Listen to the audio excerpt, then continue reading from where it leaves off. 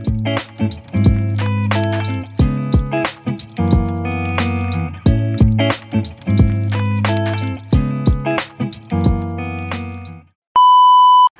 mga momshi, what's up, what's up? Good morning! Welcome to our channel, The Gracies. Pumasok na si Papa and sinura hindi ko muna pinapasok ulit dahil kagabi nilagnat pa rin siya. So, it's better to have her rest. Ayan, naglalaro siya. Magnet, baby! Say hi! Hi! Ayan, kasi sa kagabi, kahapon, sobrang lamig. As in, ang lamig-lamig kagabi. Pero pagising nga namin ngayong umaga. Eto. Ayan, at Mama na! may hangin, maaraw. Yes, natutuwa siya kasi magmamagnet siya. Tinetest niya yung magnet. Maaraw nga. Tapos, mahangin. Ayan, naglalaba rin ako. Dahil maraming nagamit si Nura. Yes. Maraming nagamit si Nura na damit ng isang araw. Dahil nga hindi niya makontrol yung pag-poop niya. So, nilalaban ko lahat ngayon. Dinamay ko na rin isang buong labahan na lang para, diba? Para madali ang ating trabaho. Dapat Friday pa ako maglalaba eh. Pero dinamay ko na ngayon kasi si Papa mag-change rin ng uniform. Ang gamitin niya ngayon is yung gagamitin niya ngayon na uniform is yung mga long sleeve na dahil nga sobrang lamig. Okay. Sobrang lamig na. At dahil dyan, grabe simula nang nagpasok yung 6 months, kasi talagang pagka kumikilos ako ngayon, sobrang hingal na ako. Wala pa ako 7 ha. Magsa-7 pa lang tayo. But yes, everything is okay so far.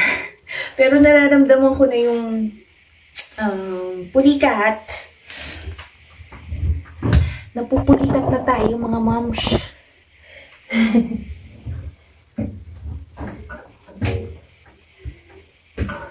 Tagal kong hindi naramdaman itong mga pulikat na to. Ang last ko na naramdaman nung pinulikat ako is ang last time na naramdaman ko pinupulikat ako is nung naglalaro pa ako ng tennis nung high school. Alam mo yung pagka sobrang pagod ka sa training.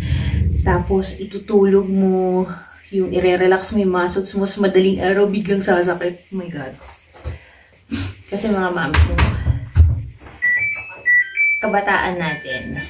Nung high school ako. Ayan. Ako yung player sa school namin ng tennis. Ng lawn tennis. Ayan. Shout out sa mga taga Caloocan. Hi!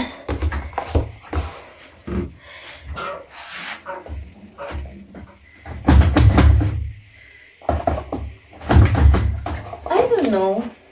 Nung time kasi na yun, nung high school ako, ginusto ko hindi ako parang hindi ko bet sumali ng mga singing group or choir. Although, nung elementary ako is nakasama ako sa grupo ng mga estudyante sa simbahan para mag-choir pagka Saturday Mass ng school.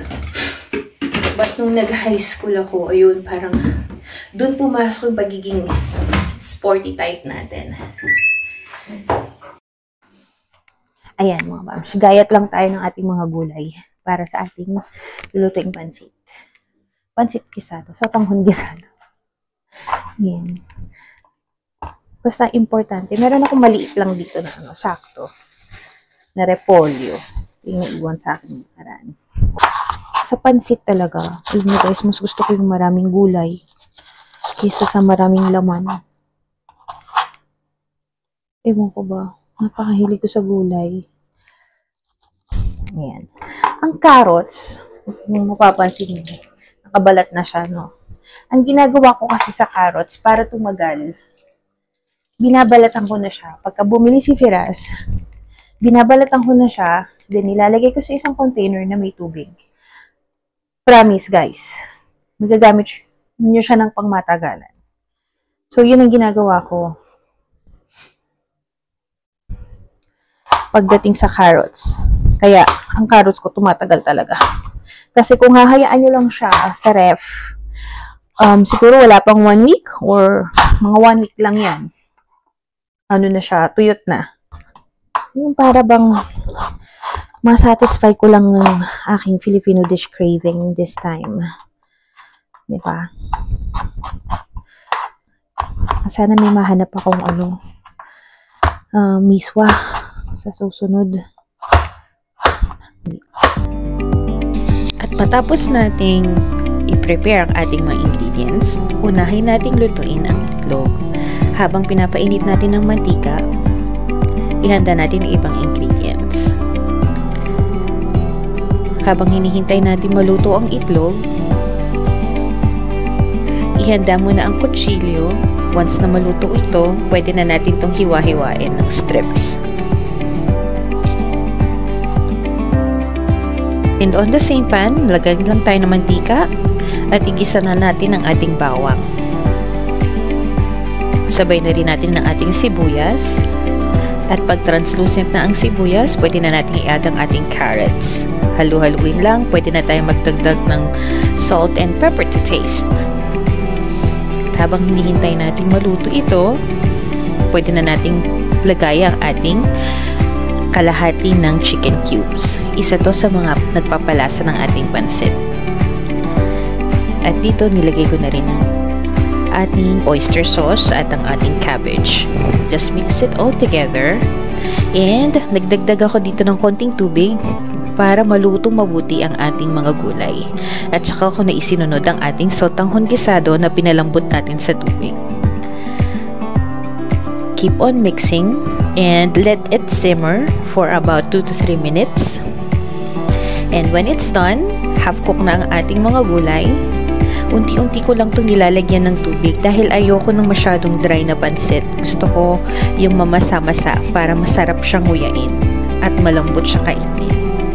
And lastly, pwede na natin idagdag ang ating piniritong itlog. And there you go! Ayan, luto na ang ating 4 ingredients. Sotanghon gisado.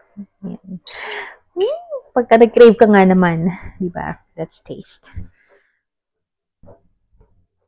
Kung anong kinalabasan ng ating para-paraang gisadong sotanghon.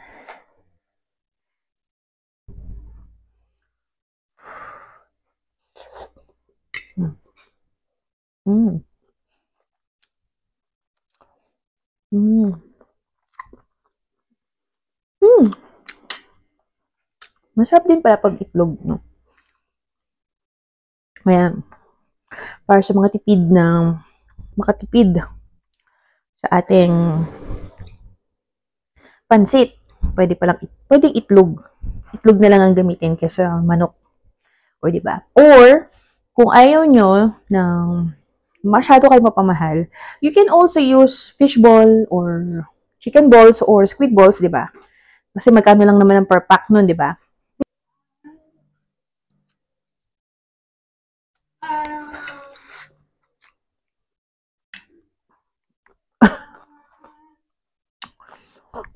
Kain muna tayo. Ayan guys, dumating na yung order ko mga yan. Unbox na natin kasi mag-akalist ko ng aking pinakain.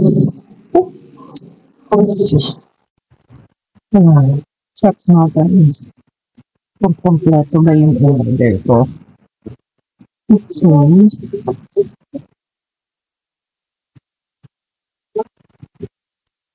Kasi nakita ko siya sa Flipkart.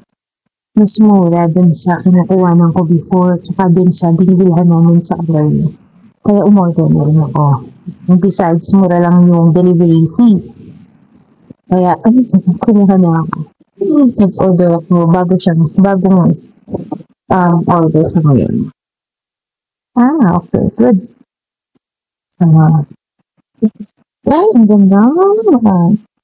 Umorder ako ng ganito. Para sa gagawin kong blanket. Ayan. Diba?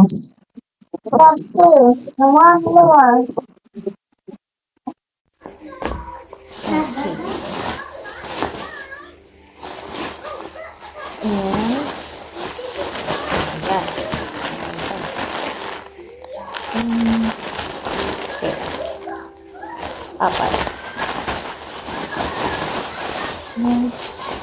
This. Ayan, ang ganda. Good, good, good. Happy ako, happy. Yan, may bago tayong project.